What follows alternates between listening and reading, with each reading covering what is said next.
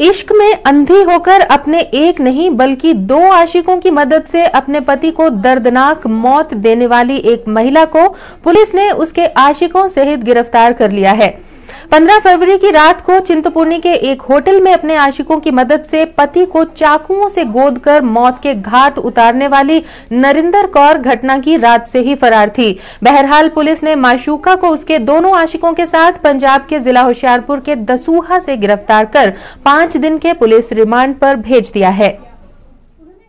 15 फरवरी को पंजाब से चिंतपूर्णी आए एक जोड़े ने रात ठहरने के लिए एक होटल में एक कमरा किराए पर लिया और आधी रात को अपने 2 प्रेमियों जगदीश और भूपेंद्र की सहायता से नरिंदर कौर ने अपने पति सुरेंद्र की चाकुओं से गोदकर बड़ी बेरहमी से हत्या कर दी और रात को ही रफू चक्कर हो गई।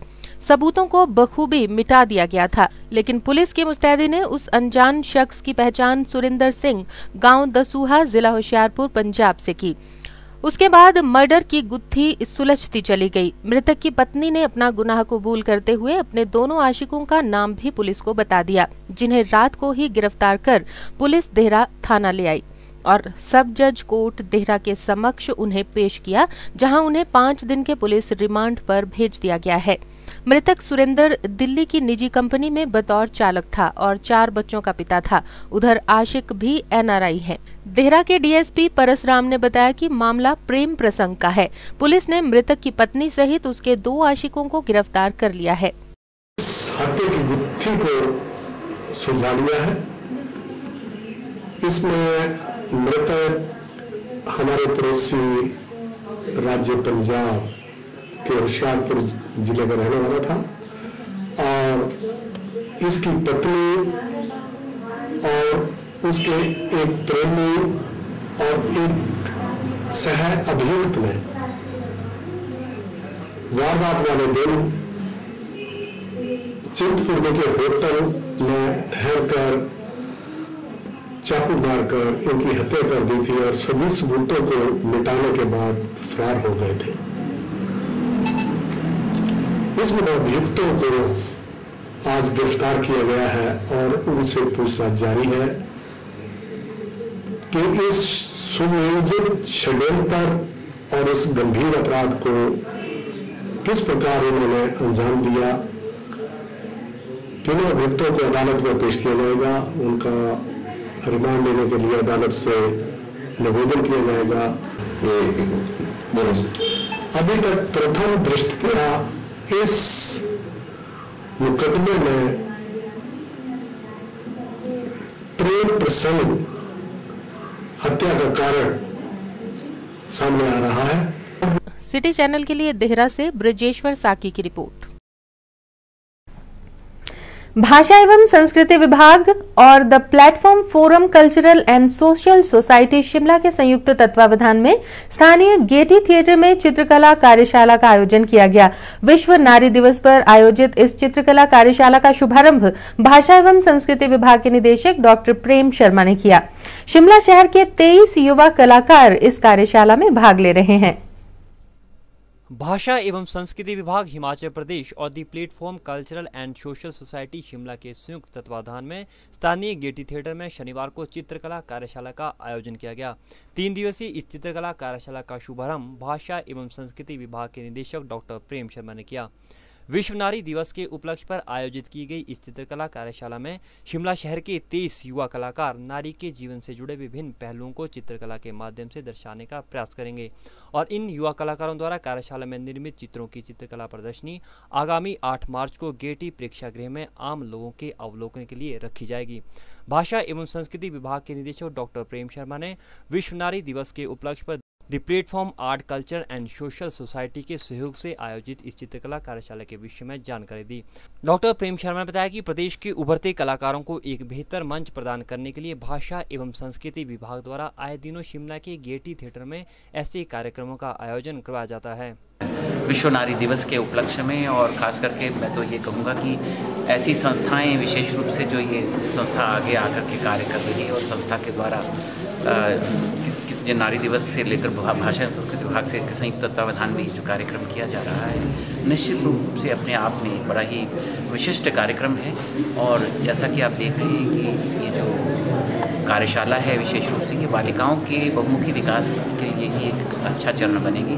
चित्तेन चित्यन्ति चित्रम, जो चित्त में सोचा जाए उसी से चित्र बनता है। देश के भविष्य के लिए कलाकारों का जितना सहयोग रह सकता है वह किसी अन्य वर्ग का नहीं, क्योंकि कला का अत्यंत व्यापक और विराट क्षेत्र है जो साहित्य, चित्रकला, नृत्य, संगीत, भाषण संवाद कला, व्यक्तित्व का विकास करने वाली। और जब व्यक्तित्व का विकास होता है तो मनुष्य किसी भी क्षेत्र में अपने को सिद्ध करने में आगे जाता है। चित्रकला प्रदर्शनी के साथ ही भाषा एवं संस्कृति विभाग द्वारा आगामी 8 मार्च को गेटी थिएटर में नाट्य एवं नृत्य नाटिका का आयोजन भी किया जाएगा, जिसमें कांग्रेस की वरिष्ठ नेता विद्या स्टोक्स बतौर मुख्य अतिथि शिरकत करेगी। सिटी जाने के लिए शिमला से निशान शर्मा के साथ कैलाश वर्मा की रिपोर्ट। शिमला के कई बाजारों में कुछ ढाबा और रेस्टोरेंट मालिक लोगों की सेहत के साथ खिलवाड़ कर रहे हैं। इस बात का खुलासा तब हुआ जब नगर निगम ने कई ढाबों और रेस्टोरेंट से खाने के सैंपल लिए और आपको ये जानकर ताज्जुब होगा कि इनमें से कई सैंपल फेल हो गए। राजधानी शिमला में कई कारोबारी लोगों की सेहत से खिलवाड़ कर रहे हैं। शहर के कई कारोबारी लोगों के स्वास्थ्य के साथ खिलवाड़ कर रहे हैं। ये कारोबारी उपभोक्ताओं को बासा और घटिया खाद्य पदार्थ परोसकर अपनी जेबें भर रहे हैं। इसका खुलासा उस समय हुआ जब नगर निगम शिमला ने राजधानी के विभिन्न बाजारों से 76 खाद्य वस्तु के नमूने लिए थे, जिसमें से 22 सैंपल फेल हो चुके हैं। वहीं बीती साल की बात की जाए तो 2010 में नगर निगम ने शिमला के बाजारों से 127 खाद्य सैंपल लिए थे, जिनमें से 32 फेल हो गए थे। नगर निगम ने इस पर कार्रवाई करते हुए दोषी पाए गए व्यापारियों के खिलाफ चालान भी पेश किए थे, लेकिन लोगों की सेहत के साथ खिलवाड़ करने वाले कई ढाबा और रेस्तरां मालिकों पर इसका कुछ खास असर नहीं पड़ा है। अभी भी कई खाद्य पदार्थ व्यापारी अपनी मनमर्जी चला रहे हैं, जिसका असर सीधे तौर पर लोगों की सेहत पर पड़ रहा है। शिमला व्यापार मंडल भी समय समय पर इस मसले पर चर्चा करता है, लेकिन कोई भी खास असर देखने को नहीं मिल रहा है। शिमला में साल भर पर्यटकों का तांता लगा रहता है और ज्यादातर पर्यटक ही शहर के ढाबों और रेस्तरां में खाना खाते हैं। ऐसे में बाहर से आने वाले सैलानियों के लिए शिमला के ढाबों में पेट पूजा करना महंगा पड़ सकता है। पिछले कुछ वर्षों में शहर के कई ढाबों में बासा खाना खाने के चलते कई लोग फूड पॉइजनिंग का भी शिकार हो चुके हैं। नगर निगम प्रशासन कई बार शहर के कारोबारियों को निर्देश दे चुका है कि लोगों को बेहतर गुणवत्ता वाले खाद्य पदार्थ ही बेचे जाएं। निगम की ऐसे व्यापारियों के खिलाफ कार्रवाई के बाद कुछ समय तक तो स्थिति ठीक रहती है, लेकिन बाद में फिर कारोबारी निगम की आंखों में धूल झोंकते हुए कानून का उल्लंघन करने से बाज नहीं आते। वहीं उप महापौर ने कहा कि लोगों की सेहत के साथ खिलवाड़ करने वाले कई व्यापारियों को चेतावनी दी जा चुकी है, लेकिन अब उनके खिलाफ कोर्ट में चालान पेश किए जाएंगे। सैंपल आए हैं और वो फेल हुए हमारी लेबोरेटरी कंडागार्ड से, और ये केसेस अभी सीएमओ शिमला के पास गए हैं और ये सीएमओ के पास एक प्रोसीजर के तहत जाते हैं एंड अकॉर्डिंग टू दैट अब सीएमओ प्रोसिक्यूशन का उसमें ऑर्डर करेंगे और वो फिर कोर्ट में जाएंगे। एंड जहाँ तक पब्लिक की सेहत का और खिलवाड़ का मामला है, आई अप्रिशिएट दैट कि वाकई ये चीज़ बहुत गलत है, ऐसा नहीं होना चाहिए। मिलावटी चीज़ या अपने शॉपकीपर्स या ईटेबल्स या कोई भी हो, कोई भी सैंपल हो, 2 पैसे कमाने के लिए ये गलत बात है। इस तरीके से ना किया जाए तो ठीक है। अच्छी क्वालिटी की चीज़ बेची जाए मार्केट में, पब्लिक के साथ और उनकी सेहत के साथ कोई खिलवाड़ ना किया जाए, तो आई सपोज उनका बिजनेस भी चलेगा प्रॉपर्ली। और अब जब ये सैंपल लग गया और कोर्ट में उनको आगे भेज दिया जाएगा और कोर्ट अगर डिसीजन देता है, नेगेटिव डिसीजन जाता है और उनको आगे उसमें पनिशमेंट्स वगैरह होती है, तो उनका कारोबार ऐसे भी चंद पैसों के लिए खराब हो जाएगा जिंदगी भर के लिए। तो आई सपोज के इन चीज़ों को अवॉइड किया जाए। मेरी हम्बल रिक्वेस्ट है फ्रॉम ऑल रेस्टोरेंट ओनर्स और shopkeepers and anything concerning eatables and जो जिस चीज़ के भी हम सैंपल्स भरते हैं। शिमला नगर निगम चाहे अपनी ओर से कुछ भी दलील दे, लेकिन शिमला में बार बार खाद्य पदार्थों के सैंपल फेल होने से निगम प्रशासन की लापरवाही सामने आने लगी है। क्यों ऐसे व्यापारियों के मन में निगम प्रशासन का कोई खौफ नहीं रहा, जो लोगों की जान से खिलवाड़ करते आ रहे हैं। वहीं खाने के सैंपल एक बार फिर से फेल होने के बाद इसमें कारोबारियों और निगम की मिली भगत से भी इनकार नहीं किया जा सकता। सिटी चैनल के लिए शिमला से निशांत शर्मा के साथ कैलाश वर्मा की रिपोर्ट।